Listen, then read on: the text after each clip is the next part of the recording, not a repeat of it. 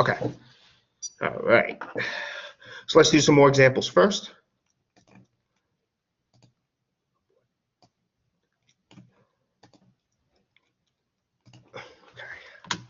So here's a system of equations. This was actually an example we didn't get to. It was one of those backup examples before break. It's a really nice example, so I do want to cover it. We have this system of equations. I know I didn't put it up here. We're going to solve this using elimination. Or some books I think call it addition, but we're going to solve it using elimination. Remember, the whole idea is you want to multiply by numbers or manipulate the equation somehow so that if you were to add them, one of the variables goes away. That's the whole idea. That's what you want to do first. Okay. Well, before we even do that, we have fractions here. I mean, fractions are nice, but it would be easier if we didn't have fractions, right? So let's eliminate those fractions by eliminating the denominators. So, I mean, theoretically, you don't have to do this first, but what I'm going to do is multiply the first equation by 7.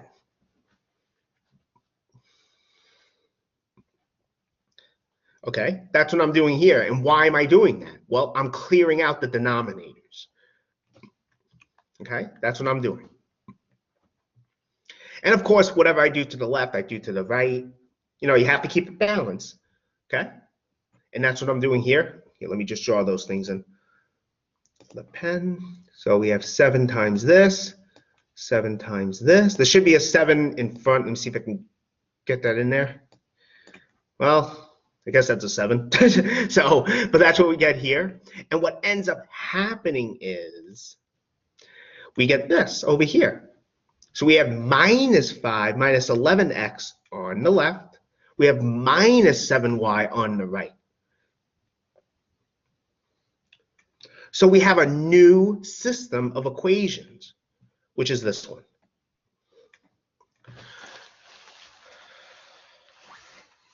And this one is equivalent algebraically to this. In other words, it has the same set of solutions. So that's what we have here.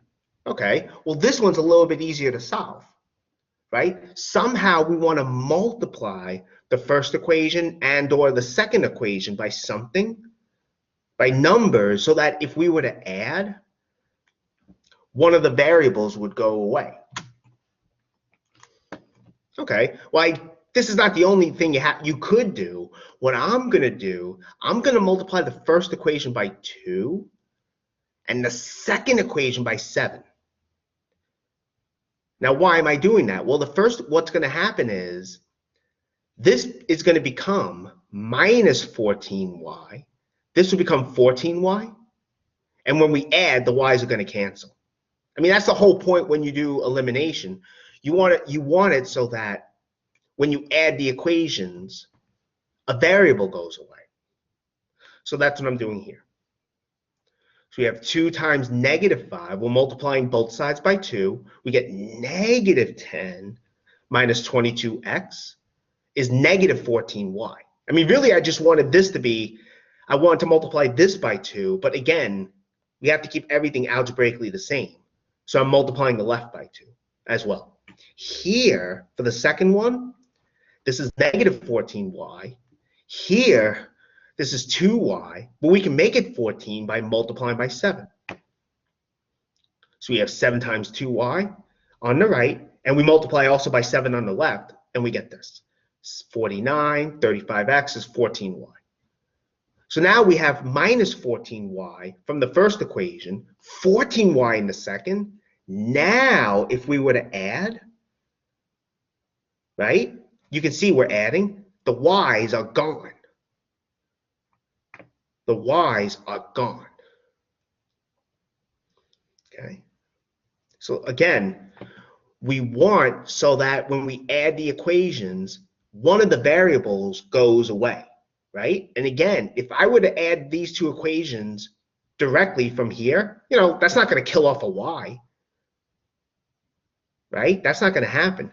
But again, we have 2 and negative 7. Well, if I take the 2 and multiply it by 7 to get 14, if I take negative 7 and multiply it by 2, I get negative 14. Then if we added, it would go away. And that's what we did.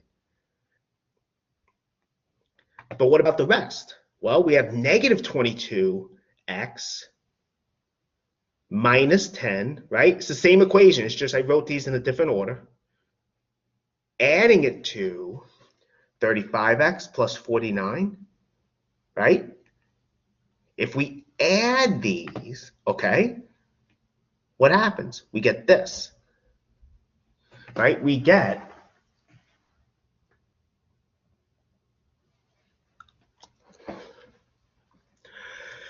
we get 13x on the left, okay? 39 over here equals 0. So our equation is 13x plus 39 is 0. So we can get x now, right? Because now we killed off y, and we essentially have an equation in one variable. We know how to solve that. We isolate x. Okay, so if we subtract 39 from each side, right, we get 13x equals negative 39. Almost there, because we want x, not 13x. We divide by 13. We get x is negative 3. So from the whole equation, right? So what we got then is we know what x has to be. Again, with this method, you want to multiply the first equation by something and the second equation by something so that when you add, one of the variables goes away. It's one of the ways we can, it's one of the methods we can use to solve to equate a system of equations. And that's what we did, right? We multiplied the first by 2, the second by negative 7. Excuse me, by 7, sorry. So that when we added, the y's cancel. Then we had one equation, one unknown. We get 13x is negative 39. And so you divide by 13, you get x is negative 3.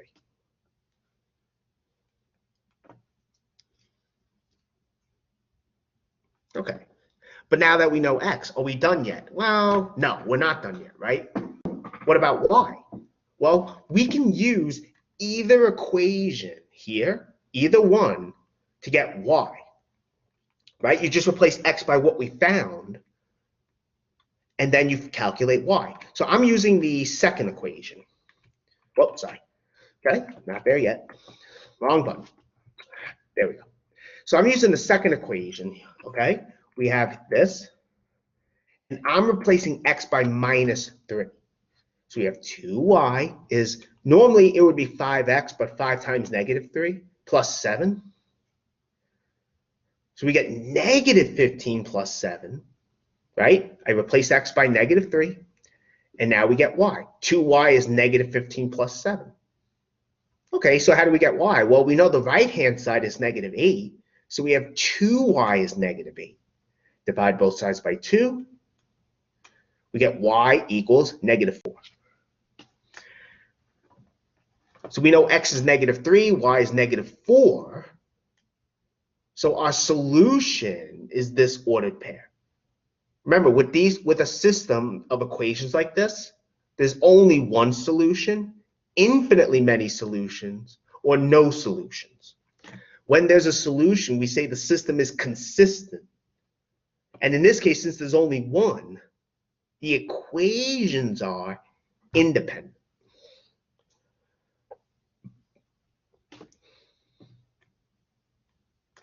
And I wrote over here, we can check with Desmos, right? Okay, let's do that. I did put the graph on the next page, but I think it'd be better if I go through the process of graphing it. So let me do that with you guys, with everyone. Okay. So I'm at Desmos. Let me share the screen actually. Let me. Okay. So I'm going to type in the equations now. Okay. And I'm going to go to Desmos. I'm going to type in the equations. So let me share that. So I'm going to here. Let me get to Desmos. Here it comes. There we go. So I'm in Desmos. Okay. Let me just log in quickly. Although really you don't have to log in. I think I've said that before. But you can if you want to though. So I'm going to go to Math Tools, Graphing Calculator. Click. Here we go. Okay. So I'm going to type in the equations here. Okay. Negative. So I'm typing them in.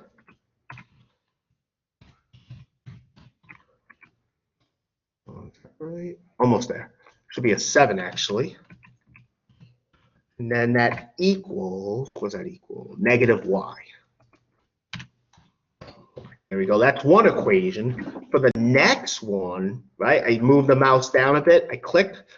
We get 7 plus 5x equals 2y. We have these two graphs here, okay? And the point of intersection is the solution. Hopefully you can see from the graph that, yeah, it's going to be at, it looks like about -3, -4. If you were to click on the point, or even just move the mouse over it, you could see that, yeah, it's -3, -4. So that's the only solution. The only one. So from Desmos, we were able to show it. Okay. You know, Desmos is nice. It's a free online graphing calculator. So